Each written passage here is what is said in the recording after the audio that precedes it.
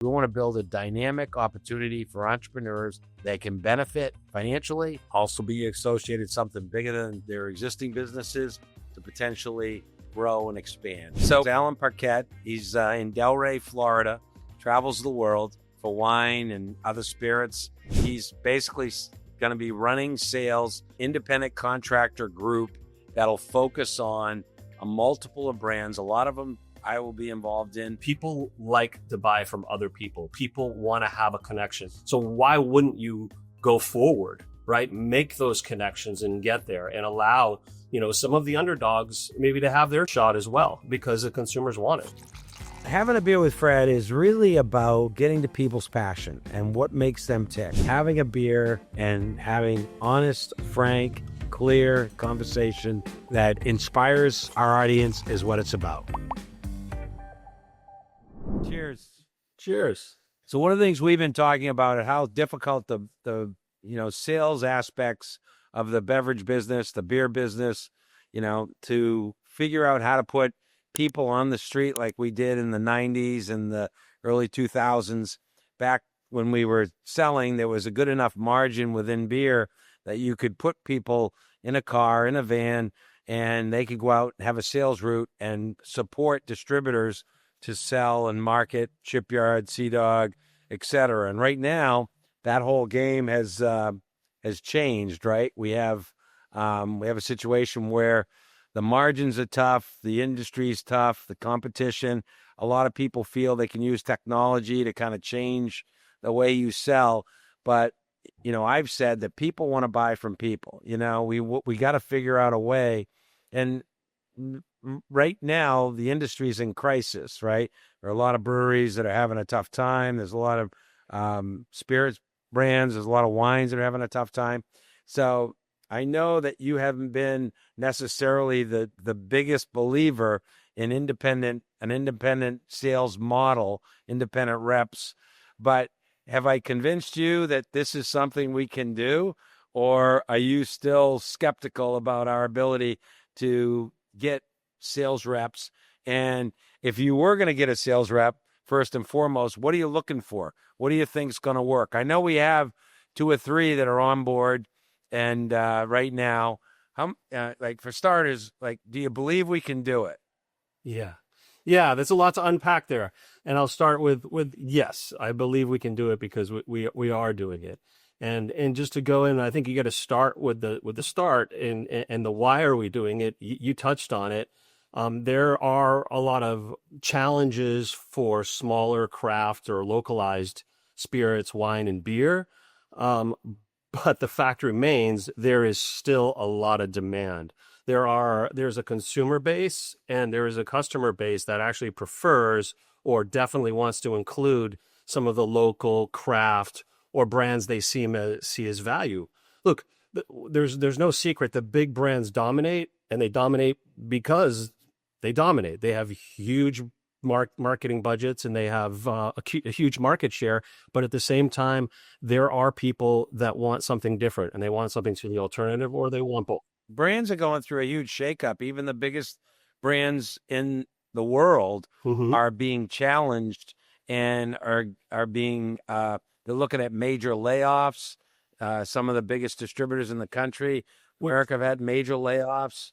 There's a real challenge here. So why would this make sense? Yeah. And why are you seeing it make sense? And then give me let's actually just start with the 3 or 4 things with an independent contractor you're looking for, and how do they get a hold of you? What do they do? They email you, and why does it make sense? Because where we're trying to build is a little unique, right? We're building a portfolio of brands that some of them are independent from us, some of them are.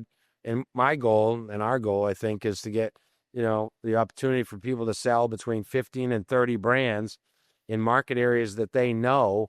And they also can be independent and do other things. So what are you looking for in a rep, or a guy that, not a rep, but an independent contractor? Yeah. We'll get there. And back to that, you'll go back again, because there's definitely that need. And what this does is it connects somebody who shares a passion for these products from the consumer to the client. So what are we looking for a person? Well, the first thing is is a passion and a genuine enjoyment for selling adult beverages. And also we look for somebody who maybe has some deep experience in doing that because they enjoy doing that. But from an independent Yep. contractor point of view, what it's looking for also is somebody who is self-motivated, somebody who has a positive outlook, who is entrepreneurial, and they can see the glass half full in just about everything because it really is when you look at it that way. But again, under the independent contractor model, why this is right for this time is it's almost counterintuitive if you think about it. You've got these big wholesalers and brands that are pulling back people. And you started this where people like to buy from other people. People want to have a connection. They want to understand what's new, what's different, what's going on out there. And you're right, distributors have pulled that back. So why wouldn't you go forward, right? Make those connections and get there and allow, some of the underdogs maybe to have have a shot as well because the consumers want it. So my goal, and what I'm trying to empower our whole company to start talking about in this new venture, is get behind X number of brands, starting with Shipyard, Sea Dog, Ice Pick, Captain Eli's Soda, alt beverage, which is hemp-based THC, new age product, fourth category, and look at the ability to sell and grow other brands, which we've been talking about some of those other brands. You would be creating an Island Time rum, McCloskey whiskey, Wildcat whiskey, hopefully a County whiskey, and some other unique products, and in the non-alc category. So the goal really is there's enough of a portfolio to somebody to make a good amount of money, as well as not they can do other things. If somebody drives, they could be people that have worked for a distributor for 5 or 6 years. They went off and did something else. They started their own. That's important. I meant to get to that. So let's talk a little bit about some of the people that we do have on board and some of the things that are working and that are successful. There's 3 or 4 different kinds of people that we've got. We have a successful independent contractor who also sells point of sale or sells point of sale for restaurants and for retail shops. So on top of that and doing that job, if you want, or having those relationships, more like it, he also sells alt and ice pick in soon to be Shipyard. So he's got kind of a full portfolio of adult beverages as well as non-alcoholic, as well as stuff outside. And then we have some other folks as independent contractors that have been doing this a while and went into business for themselves exactly for this reason, where they might have 1 or 2 other brands already. And now they see a fit for Ice Pick or Alt or Shipyard in what they've created their own portfolio, and they take those on board. And then we've even got people who are business owners where they own certain, businesses that may have some synergies that or have their own products that have come on board, and they grow their products alongside of the products that we're working with. But really where we're going to is finding like-minded people, localized. What we really we want people to email their background and, lack of a better term, resume history to you. Why don't you put out your email there?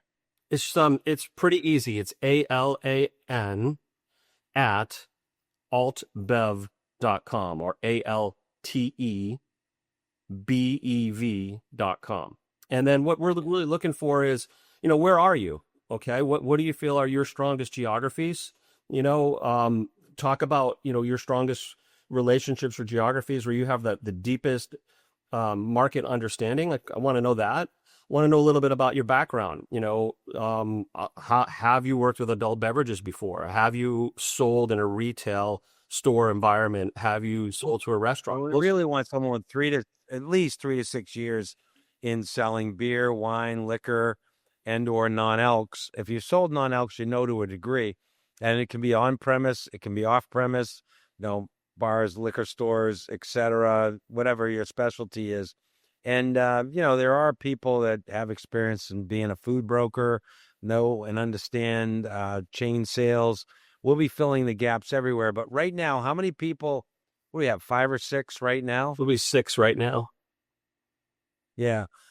we got a couple, one that's going to be signing up in Miami, who's got a great deal of experience with sales direct in Talking to two people today. Miami. There's some two people today we're talking to as well. So the bottom line is making sure too they're a right fit, and how do you do your research? Do you look at their Facebook pages? Do you look at what they put out there on social media?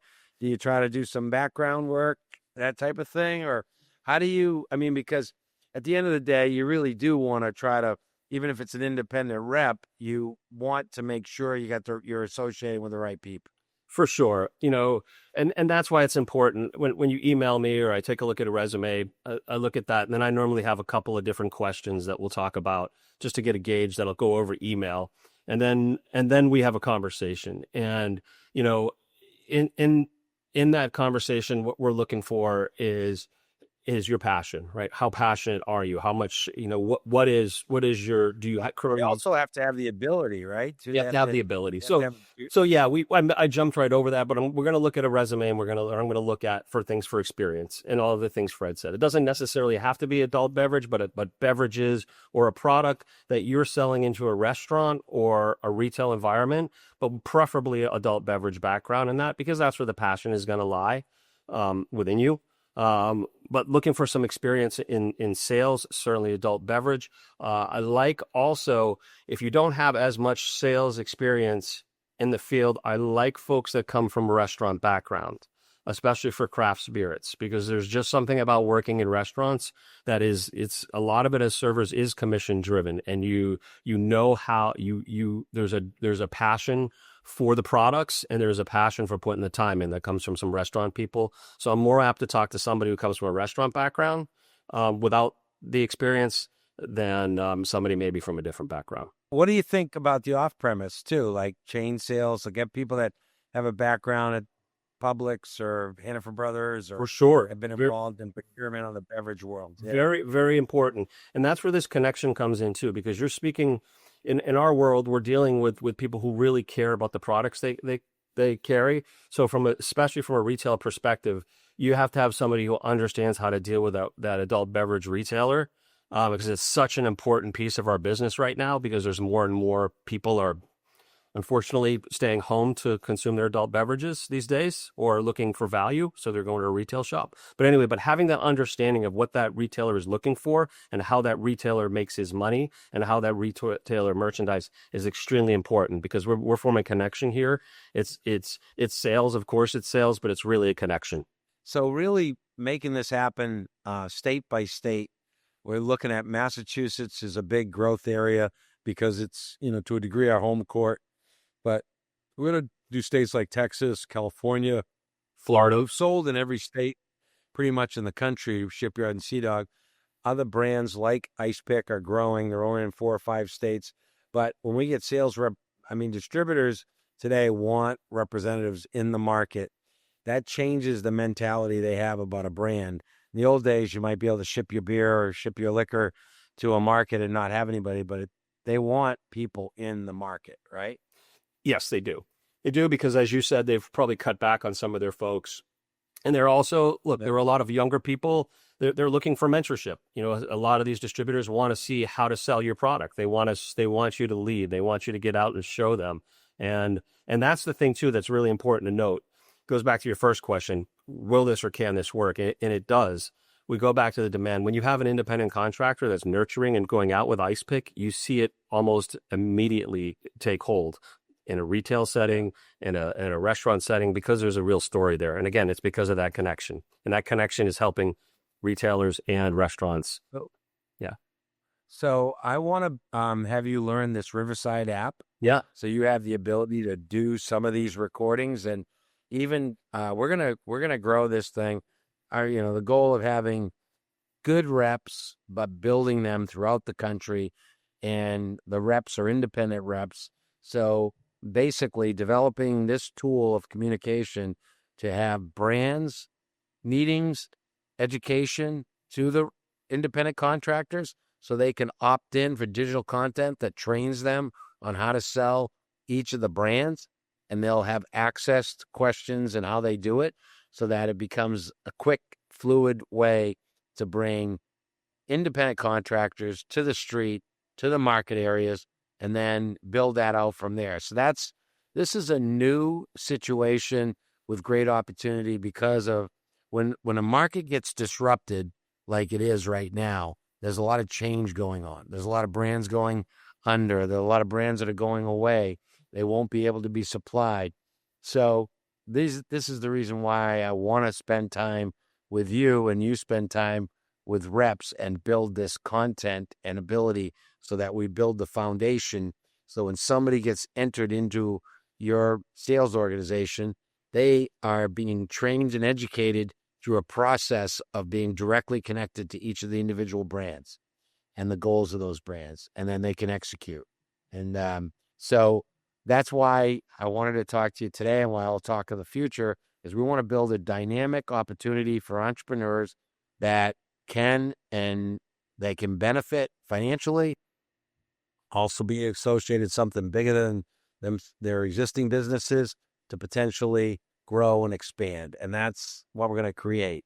We'll talk more about the individual brands. We'll talk more about the company, the overlining company that we're being created, and we'll have some fun. Yeah, it is fun, and it is neat to see, some of these people emerge that are doing it already, sort of doing this. I think you have to develop models where you test people a little bit. You find out who's willing to vouch for them. You find out like who's had some experience with them, and then from there, it kind of works. Yeah, and that's what A lot of times there are people, even when you meet them in person, think, well, maybe they can't sell, but next thing you know, they surprise you. For sure. I mean, you threw like 8 different questions at a time, and all of them were good questions. So I was trying to unpack all of them. There were so many different things I wanted to say. Your brain and my brain work 2 different ways, but you can now that's the reason why we capture it. You can go back and your presentation and how you're going to project this through digital content.